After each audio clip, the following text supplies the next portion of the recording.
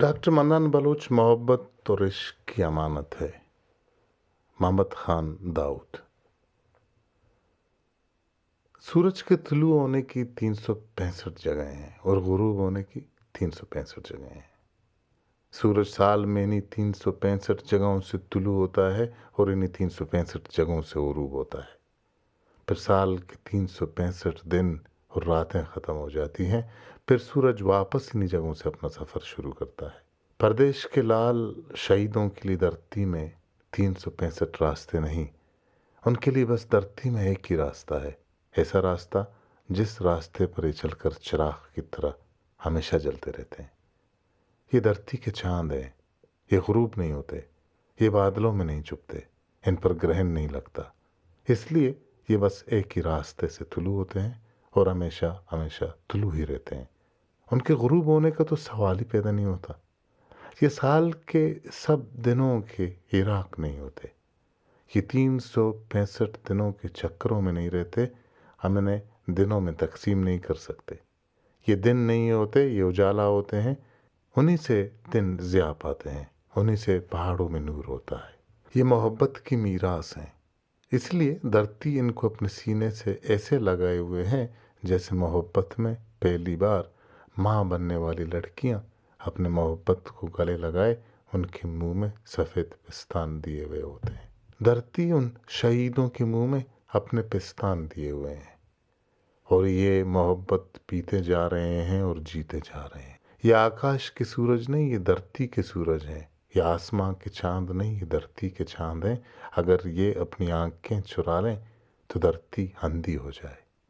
اس لیے یہ محبت میں جل رہے ہیں اور دھرتی چل رہی ہے۔ ان کا پتہ نصابی کتابوں میں مت تلاش کرو، ان کا پتہ سنگلاخ پہاڑوں میں تلاش کرو، جن پہاڑی چوٹیوں اور سنگی پتھروں میں لکھا ملے گا۔ ڈاکٹر منان بلوچ۔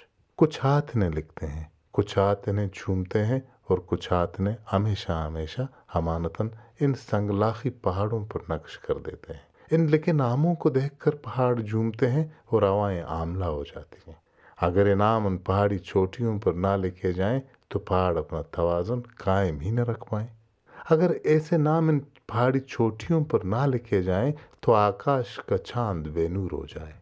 اگر ایسے نام ان پہاڑی سنگلاخوں پر نقش نہ ہوں تو سورج اپنا راستہ بھول جائے۔ اگر ایسے نام ان پہاڑی چوٹیوں پر نقش نہ ہوں تو عواؤں کا دم گھٹ جائے اور خوشبو مر جائے۔ یہ نام جتنا دھرتی کے لیے ضروری ہے اتنا ہی آکاش کے لیے بھی۔ تارے ان ناموں پر واری جاتے ہیں اور دھرتی کی تمام خوشبو ان ناموں کو اپنی لپیٹ میں لے لیتی ہیں۔ ان کے لہو کو دھرتی اپنے ماتھے کا سندور بناتی ہے اور یہ لہو منگل سوتر بن کر آکاش کے گلے میں جھومتا رہتا ہے۔ اگر ان شہیدوں کا لہو دھرتی کی مانگ نہ بھرے تو دھرتی سونی ہو جائے۔ دھرتی میں جو محبت ہے یہ اندیش بختوں کے لہو سے ہے اور آکاش پر جو تاروں کی قطاریں ہیں وہ انہی شہیدوں کے لہو سے ہیں۔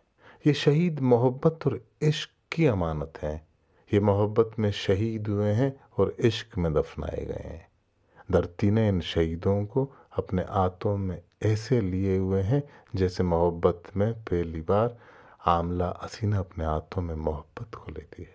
محبت سے، پیار سے، احساس سے، شرم سے، حیا سے، یہ شہید دیش کی حیا ہیں۔ پہاڑ ان کے ماتھے چومتے ہیں اور ہوائیں ان کے سرخ کفنوں کو ٹھیک کرتے ہیں۔ دھرتی کے پاس بس ان کی جست خاکی ہی امانت نہیں ہے، دھرتی کے پاس ان کی لہو آلود جوتیاں بھی امانت ہیں۔ ان جوتیوں میں کسی کا پیر نہیں آ سکتا، نہ چاند کا نہ سورج کا۔ ان جوتیوں میں بس شہیدوں کا ہی پیر آئے گا۔ تو جو یہ جوتیاں پہننا چاہے اسے پہلے دیش پر واری جانا ہوگا، اگر نہیں تو یہ جوتیاں دھرتی کے پاس ان شہیدوں کی امانت ہیں۔ یہ لہو لہو بدن آئیں گے، مسکرائیں گے، آزادی کو دلہن بنائیں گے اور لہو آلود جوتیاں نئے لباس کے ساتھ پہنیں گے۔ ہم بس محبوبہ کے گالوں، سفید سینے اور گلابی پستانوں کے بوسوں کے ذائقے سے واقف ہیں، ہم دھرتی کے بوسے سے واقف نہیں۔ جو دھرتی اپنے شہیدوں کو دیتی ہے اور پوری دھرتی گلابی لو آلود ہو جاتی ہے۔ یہ شہید اشاک کے قافلے نہیں پر اشاک کے قافلے کے سروان ہیں۔ تمام دیش بھکت انہیں سلام کرتے ہیں، تمام فقیر انہیں نمستے کہتے ہیں، تمام جوگی ان کے پیروں پر ہاتھ رکھ کر آگے سفر کرتے ہیں، اور تمام لاؤتی ان کے گال چوم کر پہاڑوں کے مسافر بنتے ہیں۔ یہ شہید دھرتی کی نظمیں ہیں، کچھ پوری پوری اور کچھ ناتمام۔